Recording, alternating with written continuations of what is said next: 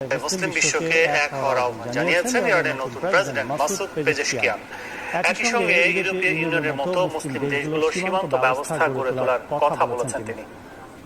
তার দাবি, এর মধ্য দিয়ে মুসলমানদের মধ্যে অবাধ চলাচলের ব্যবস্থা হবে।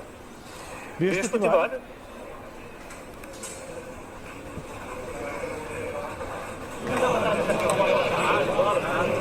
ইরাক সফরের অংশ হিসেবে বৃহস্পতিবার পবিত্র নাজাফ শহরে যান ইরানের নতুন প্রেসিডেন্ট মাসুদ পেজেশকিয়ান। এদিন ইমাম আলীর মাজার জিয়ারত করেন তিনি।